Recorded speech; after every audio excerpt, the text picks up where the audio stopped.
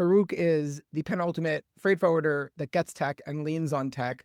Farouk, maybe if you could say a couple of words about Interworld and then also talk a little bit about, I guess, historically, since you've really started, what has the role been of technology in your organization? So Interworld has been around for more than 35 years. It's a family business. I'm the second generation. So when I joined the company, it was not a startup. We were not raising capital. We were just a regular old school forwarder with a very clear vision of where we wanted to go and what our goals were and what we wanted to achieve. I've been always very interested in technology. So I definitely started early on with things that others were not doing. And you will laugh at me, but I'm talking maybe 18 years ago. I was already doing uh, dashboards with KPIs, things that were just impossible getting out of the ERP that we were using at that time. The company was still savvy enough to lean on technology, have the backbone of technology. Yes. At that point already was extremely important to have an ERP because we have a warehouse. And when you grow in the warehouse, you need a piece of technology Sure. to control, especially if you're shipping to 15, 20, 25 different countries. It's very easy to mess up and send the wrong pallet to the wrong destination, right? And very expensive when you make those screws. Exactly. But that doesn't mean that the technology was amazing, right? It was just basic stuff. So I would talk to the ERP and ask, okay, can I have dashboards? And no, that was not possible. So I said, okay, I cannot leave this in their hands. And I need to take control of our data and make sure that we use it to make good decisions in the company. And it took me maybe a year or two to find the right developer and the right team of people to put together these dashboards. This is already 18 years ago. Buyver's build, you went out and you built it. Yeah, using Tableau, for example, but in a way where I knew nobody else was doing it. That was for many, many years a competitive advantage we had towards our competitors locally, just because we knew what we were doing. And sometimes, or the majority of the times, the market is just the market, and competitors act just because the market dictates how to act, but not because they decide to charge X amount for X service. And we were already at another level where we had an x-ray of the company. We knew exactly our cost of doing business and the customers we needed, the ones that we didn't want to have, right? Instead of just saying, yes, all come and do business with us. So again, very simple, right? We're talking 18 years ago. Nowadays, I think everyone has the capability of jumping on Power BI or Tableau and see just normal KPIs, right? And then we started developing a small ecosystem around the ERP that we were using. In fact, one of the first external tools was Freightos when you started, right? And then Web Cargo to solve the pricing problems we had. Then after that, we started implementing some sort of automation in the warehouse to take dimensions, weight pictures, scan documents. And then we built a small tool to automate reports. Our ERP didn't have any automated reports. So we thought that's important. And this is how we, through the years, has been a relationship with technology. When there's a problem, you're still looking for technology to solve the problem, but you weren't proactively going out and saying, hey, what shiny toys can I get? What's interesting? Exactly, exactly. And through the years, yeah, I've always been involved in the, let's say, in the freight tech world, where I mean by that, that my colleagues, my surroundings are freight tech, right? My best friends are, they, some of them have to do with freight tech world. But I was just standing by. I wanted to implement and integrate every single tool that I was seeing out there, but then no, I waited and that made sense. Now I can say, thank God I didn't make wrong decisions in the past. Yeah, I'm still in business. I'm doing good. There was a message out there that if you didn't adopt that immediately, you were gonna be out of business in months. Every year has been better and better for us. And I can say I don't consider myself tech forwarder, right? But I think we use technology in a pretty good way for the business. Let me, maybe a quick question. Do you still remember an oh shit moment when you saw some tech in freight and you're like, oh yeah, this is a totally different ballgame? Or do you feel like technology's progress has been much more iterative and just solving those little issues? Hey, so yes, I had one moment where it was the only time, it was just one time that I lost a customer, not entirely, but I lost about 50% of their volume because a global player, maybe not top 10, but let's say top 20, offered them an amazing, good looking platform to track shipments and track freight spent in port pairs and trade lanes and etc. And I got scared. At that moment, I got very scared and decided to invest heavily into such a platform, Mm-hmm. but it was just impossible. It was just impossible to replicate what I saw.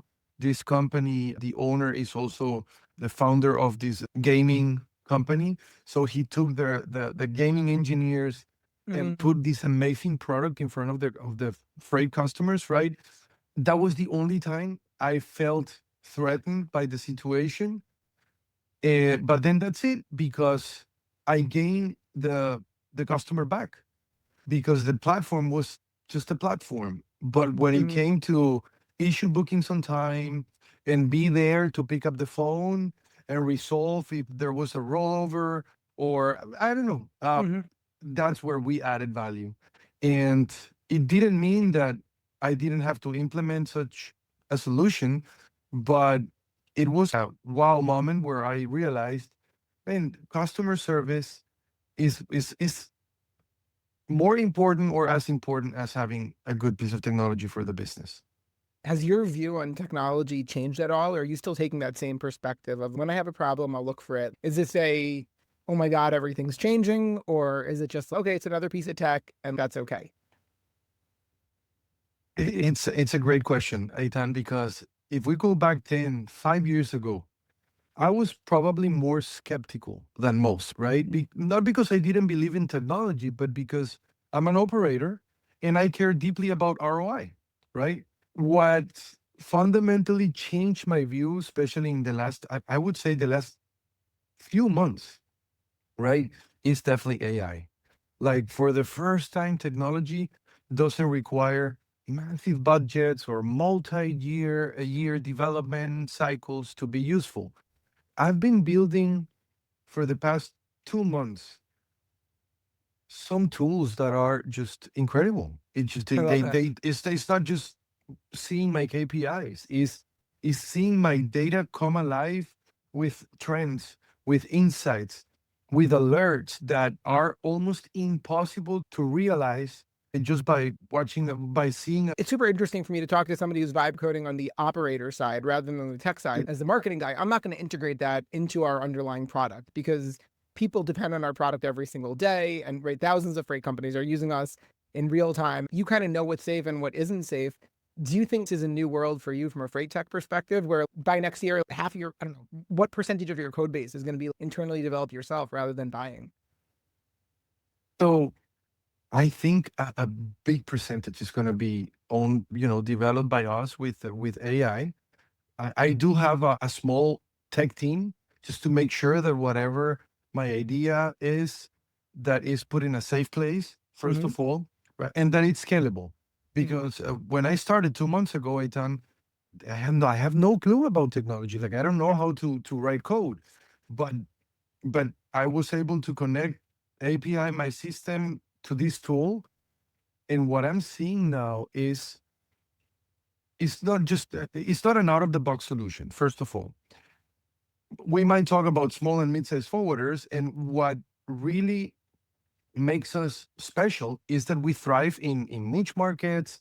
In we're special. We're small for a reason, right? We don't want to be global because global global players cannot replicate this. With AI, mastering the how to prompt good for to write the code I am building things that nobody else has because they are so special to my business.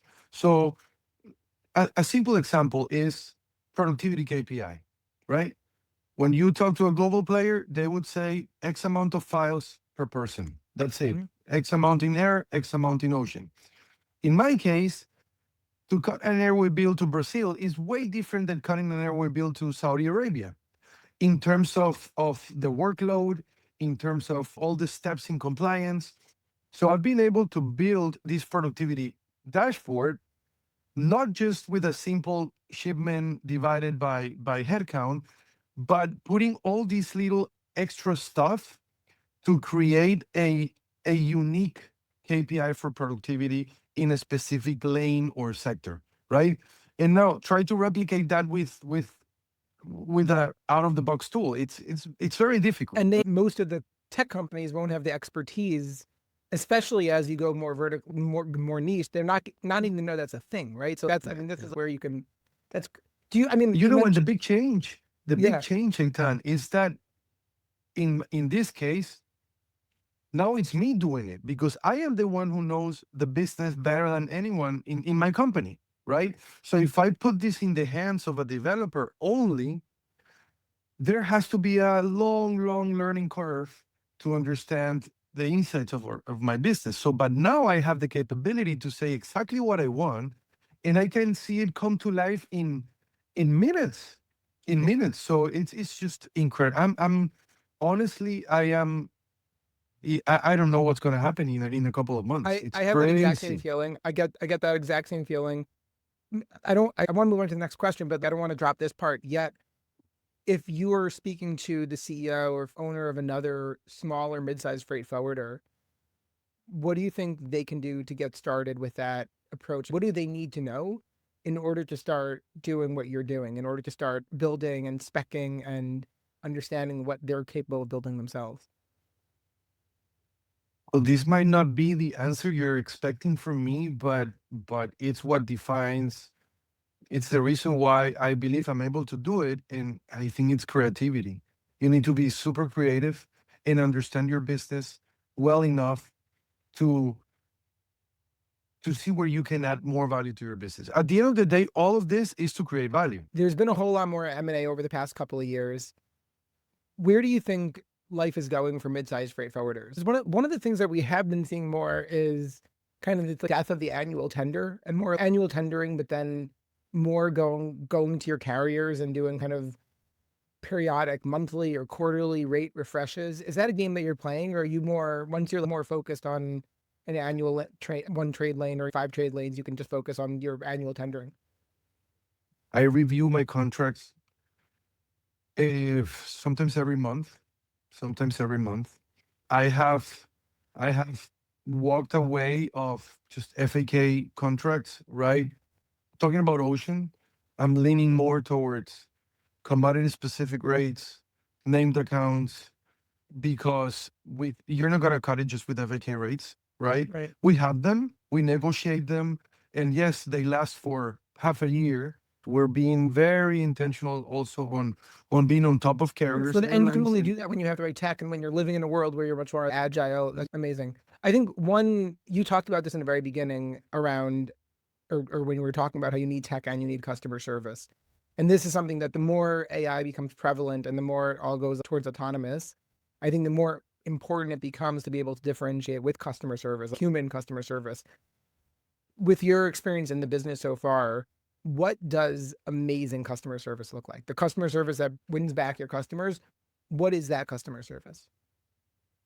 Okay, I once read a book called The Relationship Economy, and I can just recommend anyone to read it. It's called The Relationship Economy, and that changed my whole view on tech.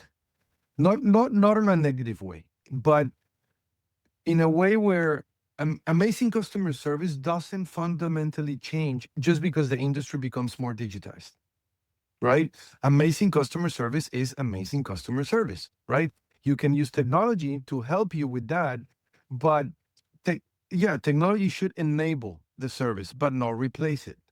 So the real value of technology in freight is, this is my take, is improving visibility for sure, decision making, productivity, so that humans can focus on what actually matters, which is building meaningful relationships and being accountable, right?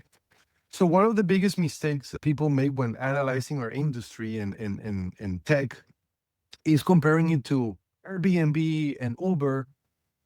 But those models work just because the supply of asset is basically almost unlimited. But in freight, it's the opposite. We don't control ships or planes, right? And the number of ocean carriers and airlines is extremely limited, right? So if your entire value proposition depends on someone else's assets and data, your competitive advantage is super fragile. It's very limited. Okay, so I've been saying this over and over and over and over the years, and that hasn't changed. So that's why relationships remain the real mode, the real deal. We stay tech enabled, but always pick up the phone, remain accountable as humans, and stay close to our customers. Because in this industry, trust scales better than technology alone. So this is my take on that. I don't know where we're going to be in 10 or 15 years, but building meaningful relationship with customers is what really cuts it, at least for us. And we keep growing year by year. Love it. All right, well, Farouk, this was everything I was hoping it would be. Thank you so much for taking the time to talk to us today.